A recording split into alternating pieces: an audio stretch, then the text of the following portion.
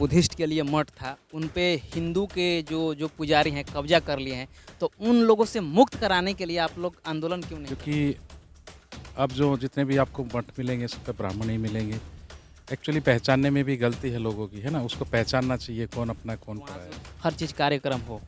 ये सवाल आप जो राजनीति करते हैं आप उन्हीं से पूछिए, हमसे मत पूछिए क्योंकि हमारा काम धर्म का है, हम धर्म का जब काम आप करते हैं। बुद्धि जब जब आप धर्म गुरु हैं, तो धर्म गुरुओं को भी तो है ना कि नहीं भाई घर में नहीं, मठ में नहीं, बाहर निकल के हम लोग दूसरे को बताएँ, समझाएँ, बुद्धि का प्रचार करें, प्रसार करें। सिर्फ मठ में बैठने के लिए तो आप लोगों को नहीं बनाया गया है। जी, तथागत बुद्ध ने कहा है कि चरक विक्रय चारिकं बहुजन हिताय बहुजन सुखाय। और मैं हरियाणा से हूँ लेकिन मैं उन्नाव में रहता हूँ। उन्नाव प्रज्ञा बुद्ध विहार है और उन्नाव से हम जून में निकले। तथागत बुद्ध ने भी कहा है कि चरक विक्रय चारिकं बहुजन हिताय बहुजन सुखाय। चलिए, तो बहुत सारे सवाल लिए। इस वक्त मैं गोरखपुर में हूँ और गोरखपुर में जैसा कि आप जानते हैं कि बौद्ध महासम्मेलन कराया जा रहा है सुमित रतन भंते थेरा के द्वारा, और बहुत सारा देखिए कितनी तरीके से बेहतरीन तरीके से संयोजित किया गया है कुर्सियों को लेकर। और अभी जो है मैनेजमेंट कितना शानदार है, एक एक क्लिनिटी से लेकर कुर्सियों तक ध्यान रखा गया है कि जो बौद्ध महासम्मेलन है उसमें कि किसी चीज़ का चूक ना हो जाए। इसी बीच में हमारे साथ एक भंते जी हैं, मैं इनसे बात करता हूँ और जानने का प्रयास करता हूँ कि ये जो जो आयोजन है, आयोजन के पीछे लक्ष्य क्या है, टारगेट क्या है? क्या नाम पड़ेगा सर? मेरा नाम भंते बोधिरत्न है और मैं भाद्रगढ़ हरियाणा से हूँ और हमें 3.5 महीने हो चुके हैं गोरखपुर में। सर, इस तरह के तमाम आयोजन हो रहे हैं, लेकिन फिर भी जो है वो बौद्ध धर्म में जो सम्मिलित होने वाले लोग हैं, वो आखिरकार जो अपना जो जनगणना होता है उसमें बुद्धिस्ट नाम लिखवा करके जो हिंदू रीति रिवाज का होता है वहीं लिखवाते हैं। क्यों इस तरह के हो रहा है? इस कार्यक्रम का उद्देश्य है बाबा साहब की विचारधारा, भगवान बुद्ध की जो शिक्षाएं हैं वो जनमानस तक पहुंचाना। क्योंकि सील जो है वो जीवन का आधार है, सीलों पे पूरा संविधान टिका हुआ है और हम उस संदेश को जनमानस तक देना चाहते हैं। और ऐसा कार्यक्रम हमने पहले लखनऊ में कार्यक्रम किया था, उसके बाद में मेरठ कार्यक्रम हुआ। 3.5 महीने हम मेरठ में रहे, बहुत बड़ा संदेश गया, बहुत बड़ा कार्यक्रम था ये। इसमें सर, मेरा सवाल ये है कि आप लोग चाहते हैं कि इस देश को बौद्धमय बनाया जाए, बुद्धिस्ट लोग हों, लेकिन जनगणना में लोग हिंदू ही लिखवा रहे हैं। तो क्या आप लोग को लग रहा है कि हम प्रोग्राम करा रहे हैं, इसके इफ़ेक्ट जो है लोगों पर पड़ रहा है कि नहीं पड़ रहा है? देखिए, मैं आपको एक छोटी सी बात बताना चाहूँगा। अगर किसी की बाइक के पीछे धम्मचक्र है तो लोग उसको कहेंगे कि ये लड़का बुद्धिस्ट है। कहेंगे नहीं कहेंगे? बिल्कुल।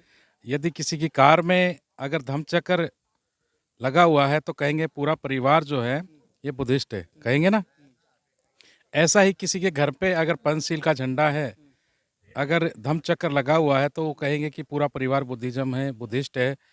और जो भारत का जो झंडा है, उस झंडे में जो अशोक चक्र है तो अशोक चक्र भी बौद्ध धर्म की पहचान है।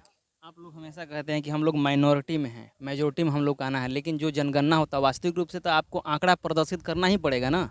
जी, जी, जी। आंकड़ा प्रदर्शित करना पड़ेगा और उनको अपना लिखवाना भी पड़ेगा, सरकारी डॉक्यूमेंट के ज़रिए आना भी पड़ेगा। जी। दूसरा सवाल मेरा ये है कि जो जितने भी एससी एसटी हैं, अधिकतर जो बुद्धिस्ट को अपनाए हुए हैं, लेकिन जो अपना जो जब उनके शमशान घाट होता है, उनका अपना शमशान घाट नहीं होता है, जलाने के लिए दूसरों के खेतों में जाते हैं, तो उन लोगों का बहुत सारे जो है वो परेशानियों का सामना करना पड़ता है, उनको मारपीट का भी सामना करना पड़ता है। तो क्यों आप लोग जो अपना एक बुद्धिस्ट का जिस तरह से हिंदू का अपना जलाने के लिए घाट होता है, मुस्लिम को दफनाने के लिए होता है, तो बुद्धिस्ट का नहीं है अपना, आप लोग इस मांग को लेकर क्यों नहीं आवाज़ उठाते हैं सरकार से? देखिए, बाबा साहब ने कहा है कि भौतिक उपलब्धियों की अपेक्षा आत्म-सम्मान बहुत महत्वपूर्ण होता है और हमारा संघर्ष जो है आत्म-सम्मान के लिए है, ना कि आर्थिक प्रगति के लिए है। क्योंकि लोग दोहरे चरित्र के, उनको एक चरित्र में आना पड़ेगा, बाबा साहब की बात को मानना पड़ेगा और एक न एक दिन चाहे 10 साल के बाद, 20 साल के बाद बाबा साहब की बात को मान के और सबको बुद्धिस्ट बनना ही मैं पड़ेगा। आपने सम्मान की ही तो बात कर रहा हूँ सर कि मरने के बाद भी उन लोगों को नहीं छोड़ा जाता है, जलाने नहीं दिया जाता अच्छे से। तो इसलिए हम कर रहे हैं कि जिस तरह से सबके पास एक संस्थान है, सबके पास एक जलाने के लिए शमशान घाट है, क्या बुद्धिस्ट के लिए नहीं हो सकता है आत्मसम्मान से सब चीज़ कार्यक्रम यहाँ महापरिनिर्वाण करने के लिए? नहीं, बुद्धिज़्म ऐसा कुछ अलग से नहीं कहता है, ठीक है?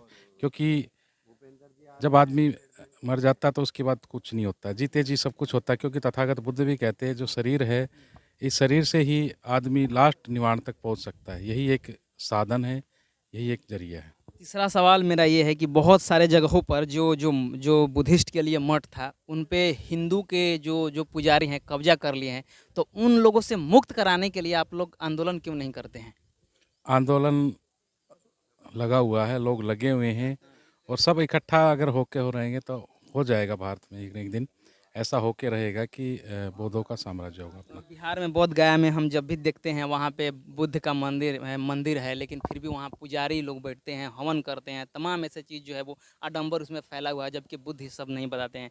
फिर भी इस तरह के अगर जगह जब आप लोग देखते हैं तो क्या बुरा नहीं लगता है कि हमारे संस्कृति के साथ खिलवाड़ किया जा रहा है? ये सवाल तो आप उन्हीं लोगों से पूछिए जो वहाँ पे बैठे हैं। वो लोग नहीं ना, चूँकि वो हम तो अर्थ का मामला हो जाता है जी, सर। जी, हम नहीं है ना वहाँ पे, क्योंकि अब जो जितने भी आपको मठ मिलेंगे सब पे ब्राह्मण ही मिलेंगे। एक्चुअली पहचानने में भी गलती है लोगों की, है ना? उसको पहचानना चाहिए कौन अपना है, कौन पराया है। बिहार में जी। डुंगेश्वरी गढ़ है, जहाँ पर तथागत पंडितों ने काफ़ी लंबे समय तक तपस्या की थी। और मैं खुद उस जगह पर गया था ये बुद्ध पूर्णिमा के समय में। जी। तो मैंने वहाँ पे जायज़ा जैसे लिया था, तो वहाँ पे सारा कुछ हिंदू रीति रिवाज से हो रहा था और बाकायदा वहाँ पर एक ब्राह्मण मौजूद था। भाई आप तो डुंगेश्वरी की बात करते हो, भारत में भी इस पूरा उन्हीं का कब्जा है, बताइए क्या तो करोगे? इसीलिए हम कह रहे हैं कि ये जो है वो कब आप लोग उस चीज़ से मुक्त कराइएगा ताकि बुद्धिस्टों का वहाँ पे कब्जा हो और सांस्कृतिक रूप से वहाँ से हर चीज़ कार्यक्रम हो। ये सवाल आप जो राजनीति करते हैं आप उन्हीं से पूछिए, हमसे मत पूछिए, क्योंकि हमारा काम धम का है, हम धम का काम करें। जब जब आप धर्म गुरु हैं तो धर्म गुरुओं को भी तो है ना कि नहीं भाई, घर में नहीं, मठ में नहीं, बाहर निकल के हम लोग दूसरे को बताएं, समझाएं, बुद्धि का प्रचार करें, प्रसार करें। सिर्फ मठ में बैठने के लिए तो आप लोगों को नहीं बनाया गया है। जी, तथागत बुद्ध ने कहा है कि चरक विक्वे चारिकं बहुजन हिताय बहुजन सुखाय। और मैं हरियाणा से हूँ लेकिन मैं उन्नाव में रहता हूँ। उन्नाव प्रज्ञा बुद्ध विहार है और उन्नाव से हम जून में निकले थे तो अगला जून आ चुका है। हमें बुद्ध विहार से निकले हुए पूरा 1 साल हो गया है और हम ये अपील भी करते हैं सभी भंते लोगों से कि वो गांव-गांव, गली-गली जाए, तभी बुद्ध का संदेश जनमानस तक जाएगा। क्योंकि तथागत बुद्ध ने भी कहा है कि चरक विक्वे चारिकं बहुजन हिताय बहुजन सुखाय। चलिए, तो बहुत सारे सवाल लिए हैं। इन लोगों का कहना है भंतेत का कि जो भी आपका सवाल है वो ठीक है, लेकिन ये कहीं न कहीं जो है राजनीतिक मसला भी है। जब तक हमारे जो सरकार नहीं बनता है और सरकार में हम लोग आएँगे नहीं, तब तक इस मसला को यूँ ही छोड़ दिया जाएगा। और वैसे भी देखा जाए तो ये बात कहीं न कहीं हद तक ठीक है। बाकी आप क्या सोचते हैं, आप अपनी प्रतिक्रिया दीजिए। और इस चैनल पर पहली बार आए हैं तो इस चैनल को सब्सक्राइब करें, वीडियो को लाइक करें, शेयर करें।